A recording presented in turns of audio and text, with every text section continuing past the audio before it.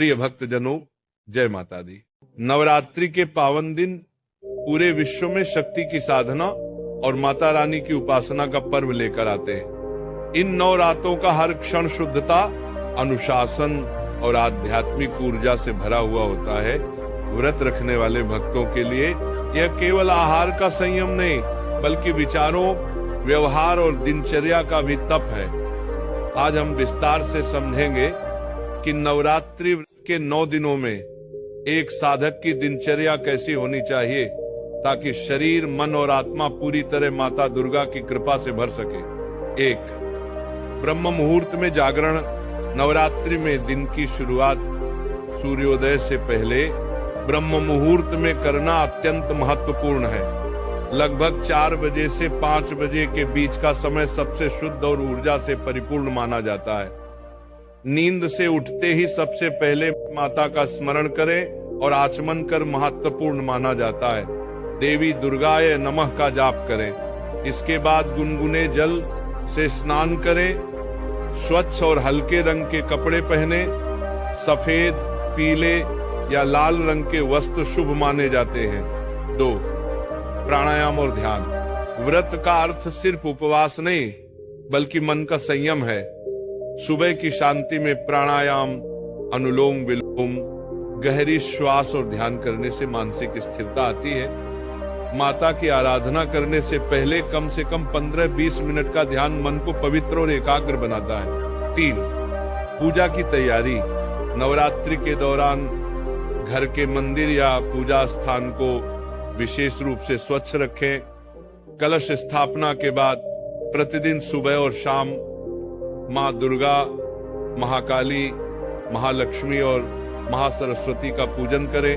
पूजन के समय गंगा जल, दीपक, लाल चुनरी, पुष्प, धूप और फल का उपयोग करें। दुर्गा सप्तशती, देवी कवच या सप्तश्लोकी का पाठ करना अत्यंत फलदायी है। 4. आहार नियम।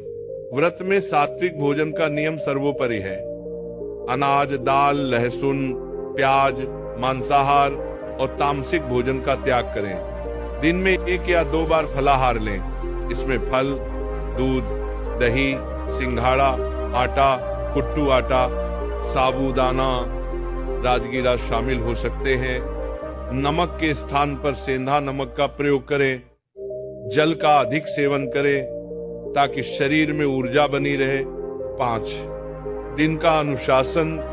दिन भर अपनी वाणी पर संयम रखें। व्यर्थ की बातों, झगड़े, क्रोध, चुगली और नकारात्मक विचारों से दूर रहें। कार्य चाहे घर का हो या बाहर का, शांत मन से करें। जरूरत से ज्यादा मोबाइल, टीवी और सोशल मीडिया का प्रयोग कम से कम करें। ये समय आत्मनिरीक्षण और साधना का है, न कि बाहरी विकर्षणों का। 6. सेवा और दान। नवरात्रि में व्रत का असली अर्थ है दूसरों की सेवा। किसी भूखे को भोजन कराना, गौ सेवा, गरीबों को वस्त्र दान, कन्याओं को भोजन और उपहार देना, ये सभी मां को प्रसन्न करने के श्रेष्ठ मार्ग हैं। प्रतिदिन कम से कम एक पुण्य कार्य करने का संकल्प लें। इस सब साथ संध्या आरती और भजन। सूर्यास्त के बाद संध्या आरती अनिवार्य है।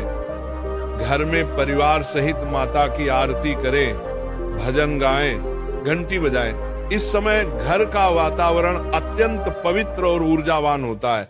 आरती के बाद प्रसाद वितरण करें। यह समय परिवार के साथ आध्यात्मिकता का आनंद लेने का होता है। पूरा 8. रात्रि विश्राम।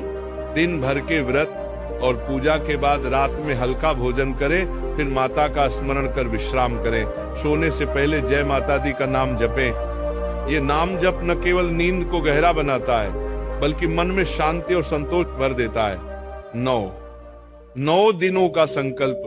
पूरे 9 दिनों तक ये दिनचर्या बनाए रखना एक तपस्या है।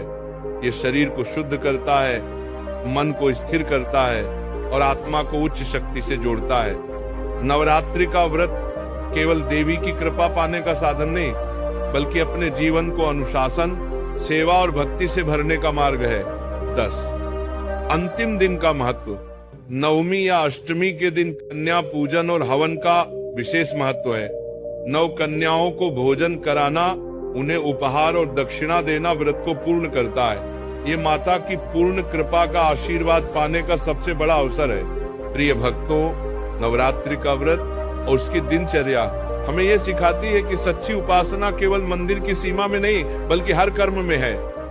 जब हम अपनी आदतों को पवित्र बनाते हैं, वाणी में मधुरता लाते हैं और दूसरों के लिए करुणा रखते हैं, तभी नवरात्रि का व्रत सफल होता है। इसलिए इस नवरात्रि पर यह संकल्प लीजिए कि 9 दिनों की ये अनुशासित दिनचर्या को आप अपने पूरे जीवन की आदत बना लेंगे। नियमित समय पर उठना, सात्विक भोजन, ध्यान, सेवा और सत्संग, यही वह सूत्र है जो न सिर्फ व्रत को सफल बनाता है बल्कि पूरे जीवन को मंगलमय करता है। माँ दुर्गा से यही प्रार्थना है कि उनका आशीर्वाद आप सभी पर बना रहे, आपके घर में सुख, शांति और समृद्धि आए और आपका जीवन सदैव शक्ति और भक्ति से ओतप्रोत हो। जय माता दी।